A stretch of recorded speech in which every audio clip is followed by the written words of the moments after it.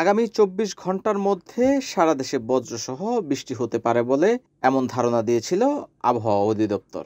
আর সেই সঙ্গেই ২২শে মে সকাল থেকে গুঁড়ি গুঁড়ি বৃষ্টি হচ্ছে নারায়ণগঞ্জ শহরে। বাংলাদেশ আবহাওয়া অধিদপ্তর সূত্রে আরও জানা যায়, আগামী ২৪ ঘন্টা রংপুর, ময়মনসিংহ ও সিলেট বিভাগের অনেক জায়গায়, ঢাকা ও রাজশাহী বিভাগের কিছু কিছু জায়গায় এবং খুলনা, বরিশাল ও চট্টগ্রাম বিভাগের ২-১ জায়গায় অস্থায়ীভাবে দমকা হাওয়াসহ বিদ্যুৎ চমকানো হালকা থেকে মাঝারি ধরনের বৃষ্টি, বজ্রবৃষ্টি হতে পারে। সেই সঙ্গে রংপুর, ময়মনসিংহ, সিলেট বিভাগের কোথাও কোথাও মাঝারি ধরনের ভারী থেকে ভারী বর্ষণ হতে পারে।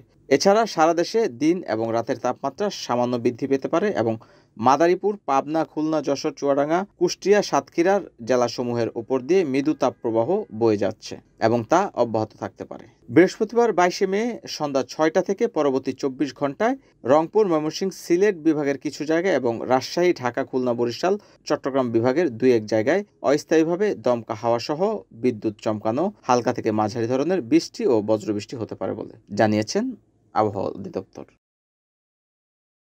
NN TV, Narayanganj.